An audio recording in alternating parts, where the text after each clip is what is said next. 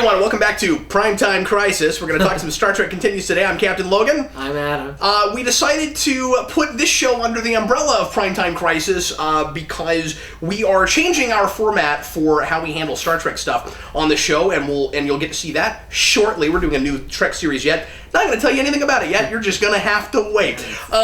This show I decided to handle on Primetime Crisis because it is so close to a legitimate TV show that even though it's not being aired on television, primetime or otherwise, I feel like it's worth putting here, and I want to give it that kind of treatment, I think, and take it that seriously. I think it's worth it, even though it is technically a fan film series, and certainly when we handle Star Trek Discovery on Primetime Crisis, it's also going to be a weird title for that show, because that's not going to be airing on primetime either past the pilot. So anyway, that's my spiel about how this doesn't make sense, but we're doing it anyway. The episode that we're going to talk about today is Come Not Between the Dragons, which is kind of just like a synopsis of the episode, really.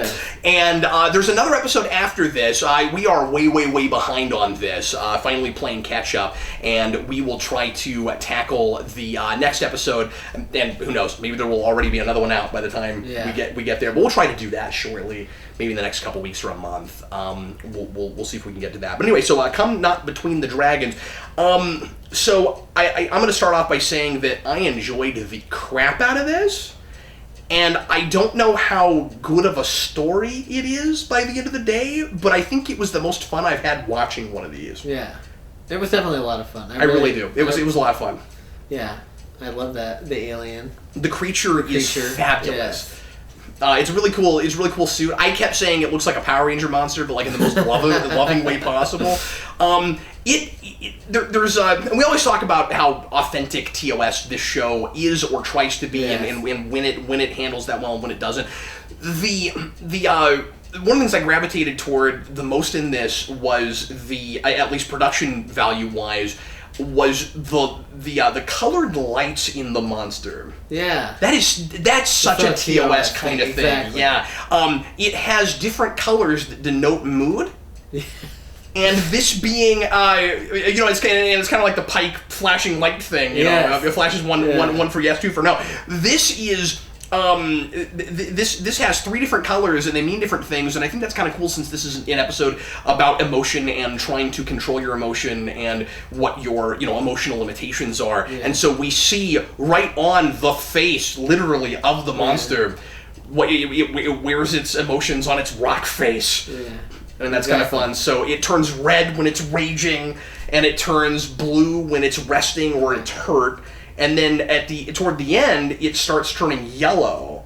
And that's like, I guess, conversation mode. I guess. It was kind of the best I could come up with. I thought it was great. Toward the end, the monster turns yellow, and then Kirk goes from red to yellow alert. He calls yellow alert after the monster, after the daddy monster in space has gone to yellow alert. And that's great.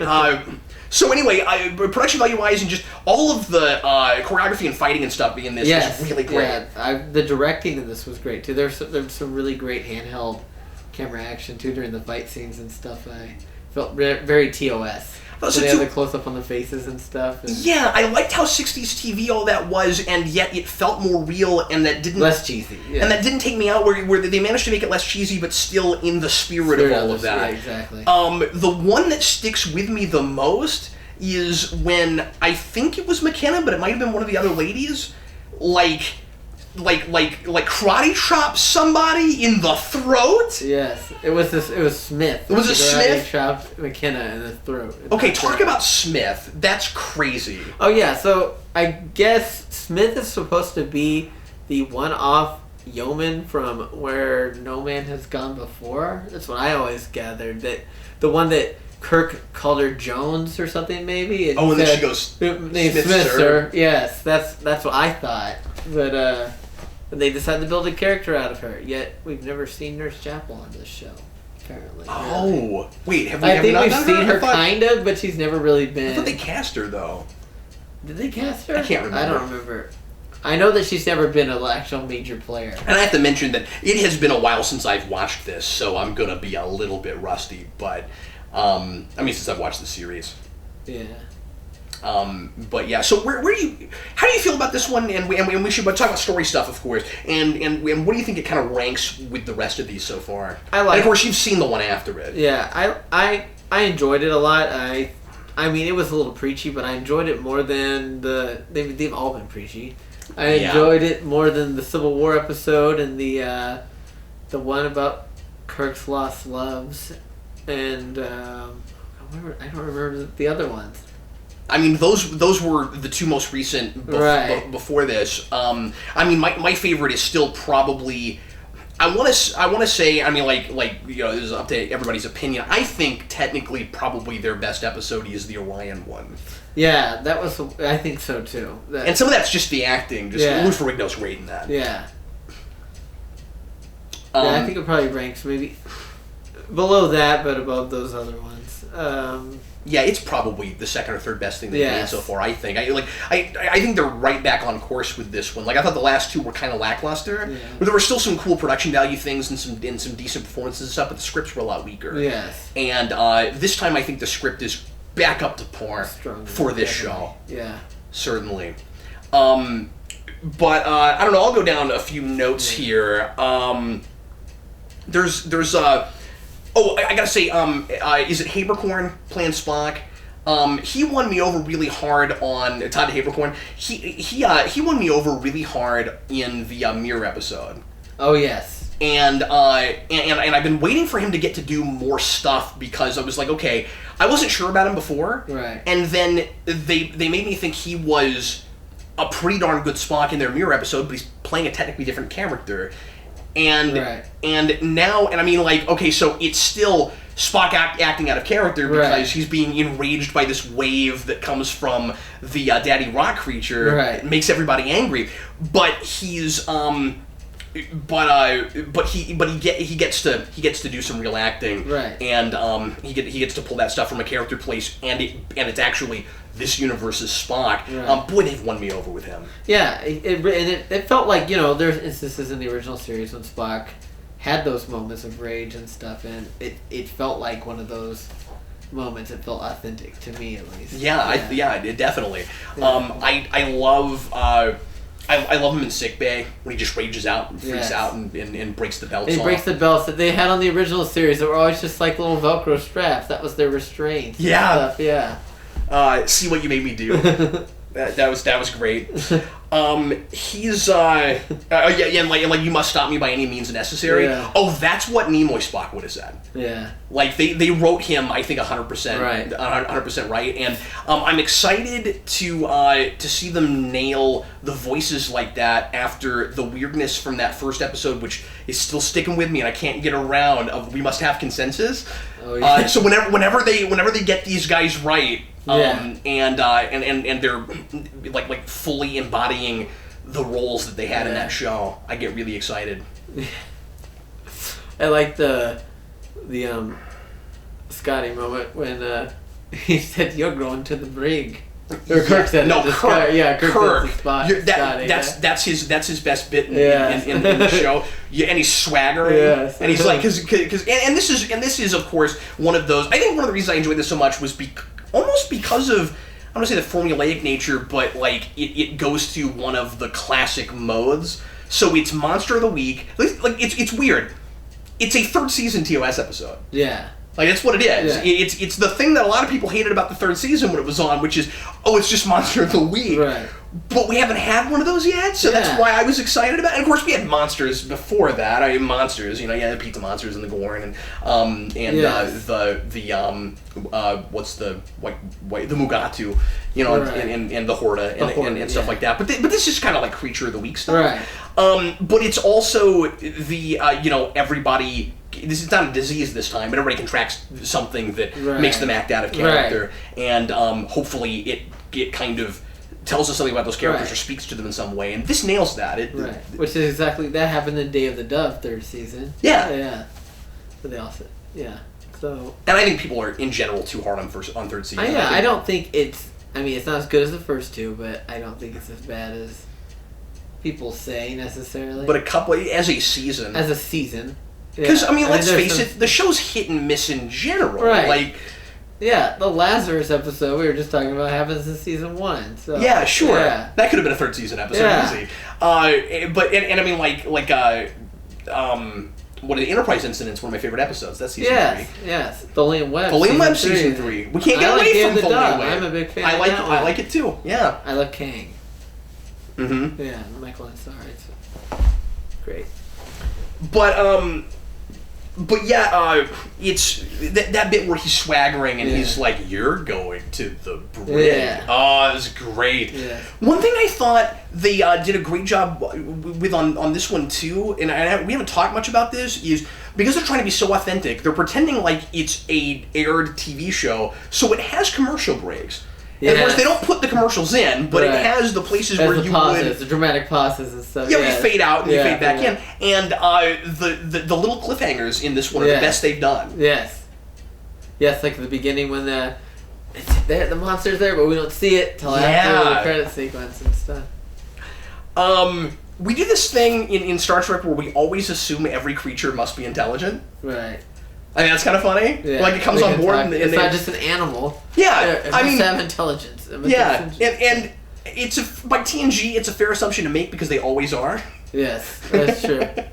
And of course, this one is. And I mean, like, I can see why you would try to communicate with it, but it just seems like an assumption we're making.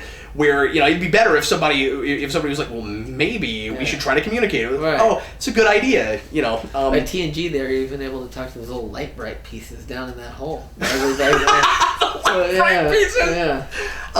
There's this bit where McCoy mentions, and I love that McCoy, of course he would because he's scanning and he's the doctor, but McCoy has this line where he mentions it's really high salt content. Yeah. And I'm like, you should be running for the hills. Yeah. You should be freaking out, McCoy. Yeah. How do you... Like I said, I'm just going to go through a few notes. How do you feel about McKenna at this juncture? I mean, I don't hate her, but maybe she's a little too nice and stuff. And I mean, I still say she's too 90s. Yeah. I still say she doesn't fit in a... She doesn't feel like she fits in a 60s show, and I made that point before. I've gotten used to her. Yeah. I mean, she's a staple of this show. Yeah. Like, she feels like a character from one of the later series that you'd maybe... Oh, yeah, she feels like a second or third season TNG character. Yeah. Yeah. And I mean, that's just her affect, really. There's nothing you can do about it. And I mean, like, I'm not going to begrudge them having... And she's a good actress. Right. I think she's a fine actress. I just don't know that she's... And I don't like the idea of a therapist on that show. I mean, we've talked about that before too. It's just not consistent. Like we act like we've never done it before in TNG. It's weird that it's here, but I'm not going to begrudge them having that actress there because this is a thing that Manana is doing in his spare time for fun to give us Star Trek. Right. And that's his wife. Right. And they want to work together so they can spend time together while he's in the middle of this monumental task. Exactly. So yeah, and like I said, she's a good actor. And I think it's good that they're adding female characters, you know, if they're going to take liberties. You know, that was something that the original series did not have exactly a lot of. And to be a main every episode. Right. I just don't think we didn't have to resort to counselor to do it, you know. Right. She could have been something else. She could have been a bridge crew member. Right. She could have been anything. Let's see. What else do we want to talk about? Yeah, and... where the ladies are just punching everyone in this episode. Yeah. Oh. Scotty drinking in the hallway was really funny. Yes. I thought that was great. Oh, it was nice to see the phaser rifles again. Yeah, and then had they used the Universal Translator prop? I don't think so. Was that like really good? Even like the lights on the side, they were able to. Is that an actual TOS thing? That was a thing they used in. The one with the companion. I thought they made that up. The one with the companion. Oh, really? They talked to the Metamorphosis? Metamorphosis, yeah. That's what they used to talk to the companion.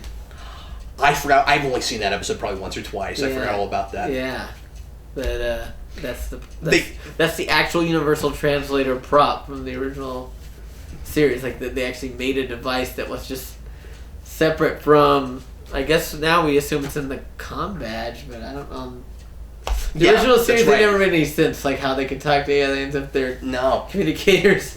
Well, I always assumed, and I don't know where I got this from, at one time, because I wonder about it now too, at one time I just assumed it was like a chip in their heads or something. And the Ferengi on Deep Space Nine, it is. It is, yeah. But I thought for humans it was too. Yeah. I guess not. Yeah. We did make up a new prop, unless this was also in something, and I don't know it. But we do the trope with the armbands. Oh yes. And I thought that was a great thing to take from the later seasons, where we do that a lot to stay in phase, right? Or to say like in our universe, we're in another universe. The armband solves everything. Yeah. That's right. Yeah, and it wasn't that really self-aware. Like that wasn't a crutch they were relying on. Yeah, I think they were just There was some tongue-in-cheekness to that. Right. I thought that was fantastic. Yeah. And kind of fun. I just thought of this. Kind of fun that they solve it early, where this isn't an episode really about how are we going to stop the rage or again, it's not an illness, but you know that kind of thing. Like they figure out how to combat it pretty quickly, and then it becomes more about dealing with this creature and right.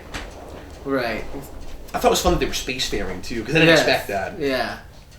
I don't know how they propel themselves, but I don't know but I thought that was kind of a cool idea. Yeah. Sarah said they look like Doomsday. Oh, they did kind of. They did, yes, the angles and especially the big colors one. And stuff. The big one, yes. Because he's got the red eyes and he looks like Doomsday. Did you like how Kirk was not able to give a speech that talk? That was my favorite thing. Yeah. And then I kind of didn't love that. Then there was a speech that did it. Yeah. I don't know what you think of that. I mean, it was a little preachy, but it was a little too easy. Yeah. Like I get it conceptually. I just don't know if I quite buy it in context. Right. The idea that it had to be somebody that it could relate to, and she had been dealing with the sun, and it was felt supposed a little to be like after school special. Yes. Kind of. Yeah. But I love and again, this is somewhat tongue in cheek, but it's also pretty character driven. This idea of dealing with the emotional limitations of these characters. So of course Spock, as he often has to deal with sometimes it's how hard it is to keep his emotions at bay, and sometimes it's how much he wishes he could play into his emotions. And then with Kirk here, it's that always worked before. I don't know how I can function if I can't just go talk I've only got evil computer. Like 5 tricks up my sleeve to solve solutions. I wanted him to go back and be like, and start pulling things out of the hat. Corbomite maneuver. Let's try that. Yeah. Is that where you were going? Can I drop kick it? That's great. So we're both in agreement that it's a little preachy at the end. Yes. Maybe I'll self-destruct the ship. Pretend to. Like I'm gonna bluff them with that again. Their pacing is always really good, or maybe I don't want to say always, but many of these so far I've seen 6. There are 7. I think 7. Yeah. A lot of these so far, they seem really well paced and really like deliberately TOS paced, but not too padded. Except for the one with the 3 women in his head. Yes. Up until the last 10 minutes. And then it feels like the episode is already ended. Mm-hmm. And then we have like an epilogue that is actually the conclusion of the story. Right. Like a lot of the time it feels like the story is already ended, and then it turns out that it hasn't, and it's continuing on, and it isn't that there isn't something that you still need there. Right. Because it isn't really actually over. It's just, it feels like we kind of padded the ending. It's like, now we're into the serious part. Right. And I kind of feel like if we just cut that down, if we could find a way to slice those in half, it wouldn't feel as preachy. Right. A lot of the time, it's not even exactly how it's handled, and more just how many words a person is speaking. Right. Exactly. It kind of just keeps going on. And sometimes I gotta wonder how much has been cut out of those speeches. Yeah, I felt, I mean, if they were going to do that scene with her talking, I guess they could have done it on the bridge at that moment where she spoke up instead of Kirk, and then it was then and not, oh, by the way, let's call him back, and then you can tell them the speech, that you're going to tell them, an hour ago or whatever. Well, wouldn't it be great if he had his thing and they did and by the way, the music in this episode is the best it's ever been. Yeah. Wouldn't it have been great if on the bridge they have the billowing music and it's making you think like it subverts expectations. It's making you think that the speech that the kind of speech he always gives is gonna work. Right. And then it doesn't do anything. Right. It just sits there. Right. Kirk says, I did not expect silence. Right. What he usually expects is explosion. Right. Yeah. Because if that was an evil computer, see, he should be like, well, I can still deal with evil computers. Right. Those were good. Rock monsters? Nah, I don't know. I don't know. It's back and forth. Right. I might be able to manage that. I might not. Exactly. The exchange at the end with Kirk and Spock apologizing was pretty great. Yes. Sorry for shooting you. Sorry for yes. That was pretty good. Okay, so I meant to mention this too. We're back to another bottle show. Right. We've only had one so far where we really left the ship Right. and went on a planet. You said the next episode's on a starbase. Yes. So that's pretty cool. Yes. The big novelty for this one is they fully built engineering. Yeah. So we got the whole engineering set now. I don't think they had the whole set before, no. and they get a lot of mileage out of it. They do. But it does really feel like, look, we built it. But we're there for a reason, right. And we get some great mileage out of right. it. So I don't know about you, I didn't feel myself going, oh crap, it's another we're on the ship the whole time. Right. It felt organic, like it was like, an episode, on the original series would have been like this on the ship, a bottle episode. The big thing we're still waiting for, of course, is Alien Civilization episode. Is we spend most of the time on another planet. Because the one time we've left, it was a simulation of the Civil War. It wasn't even actually going there. Right. And again, I'm not begrudging them that, but I am excited to see them finally, and I'm sure they will try it. Right. I mean, I'm sure they will finally do that. Was it just me, or that episode, when they would shoot, the scenes on Earth felt the least 60s like they weren't able to control the lighting and stuff in the environment the way and make it look like the location shooting during the original season. And that's kind of hard. Some of that's just the kind of cameras you're using. Right. I would imagine. Yeah, and plus they usually shot in Southern California, and I don't know where they shot this, but it looked like Virginia or something. I'm not sure where they shoot that. Yeah, and it would look like so that might have been part of it too. Yeah, we should look that up at some point. But no, that's a really good point. And I mean, and I'm glad that you mentioned they have done a lot of. They did do a lot of location shooting in TOS. Much of the time with Alien stuff, it was the soundstage planet. But then when we'd go to Earth, it usually was location. I think it was either location or it was backlot. Right. But it was actually outside with natural lighting. Right. Yeah, there's the shore leaf planet, and then the planet with the spores and stuff like that. That seemed like the same planet. Vasquez rocks, like you talked about, that was used several times. Mm-hmm. So they did do a lot of location shooting on the original series. It's hard to do. It costs a lot of money probably, so I can understand why they haven't done it as much of it yet. But maybe they will get back to that. Yeah. I don't know how many episodes they're still planning to do. Yeah, I mean, talking about ending money on it. Oh, really? Well, I thought he was talking about he had it planned out or something. Well, when you say ending it, I thought you meant like maybe they. I thought maybe you'd heard of something I hadn't. No. We're gonna have to end it prematurely. No. He says in a perfect world he wants to play it out through season 5. So this is supposed to be season 4. 4 episodes. So another season. So another season. Yeah, okay. Yeah. But I mean, that's what he said at the beginning. I don't know what they're talking about now, but he always wanted 2 full seasons for it to be like the rest of the 5-year mission. Yeah, I gotcha. And I don't know if they'll manage it. They're moving at a crazy fast clip for what they're doing. Exactly. But of course, he'd love to get them out weekly if he could. Right. It's just not feasible. But I can't believe how quickly these have come out. Right. Yeah. I mean, it's the quickest I've ever seen from a fan production. Yeah. Yeah.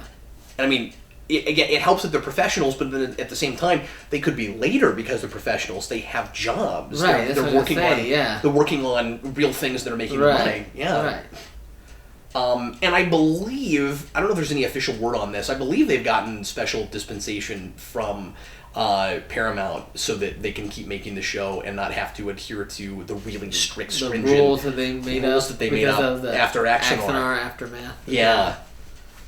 So hopefully that's true. That's why I was wondering because I think this last one has come out after that. Yes, at least I thought maybe both of them. Yeah. So hopefully that's true. Yeah. I haven't heard anything about the most recent episode and when it's supposed to come out, but I haven't been keeping up. So I think they've been really trying really hard to keep everything like on the up and up with Paramount and not, anger them and stuff and not do something shady. Not rock the boat. Yeah. So. One thing you gotta wonder is how Discovery is going to affect the interest in this show, or if it will. I don't know. It might, but it's. Well, yeah, because it's supposed to be set like 10 years before the original series. Well, so I'm saying I don't think it would hurt it. I think it's somewhat likely to even help it. But I don't know. I don't know either. Yeah. But I mean, like a lot of why this was so popular in the first place was because people felt like they were getting real Star Trek with something. Right. And there have been a lot of attempts with fan projects to give us something that feels like real regular Star Trek. Right. This is the closest anybody's come. Right. Exactly. I gotta say, my dad is watching this show. My dad is a huge TOS fan. He's who got me into Star Trek when I was a kid, and he doesn't watch YouTube. He doesn't, or at least he didn't used to. Yeah. He's not an internet guy. He doesn't own a computer.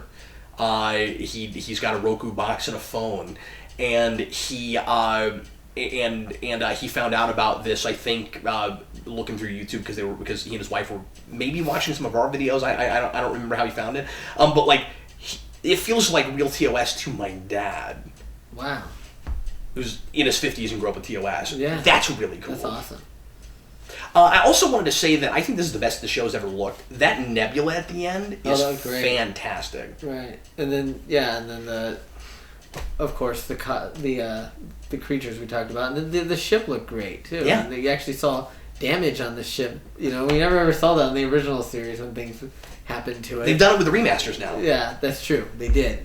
But you're right. And this is and I think their CG is on par with the remasters. I think so too. Or at least pretty close. And I think they've actually made it look more film-like, like matched it more with the look of the original series than the remasters did. I'll agree with that. Yeah, like more grain and stuff, I think. Yeah, that's a good point. Yeah.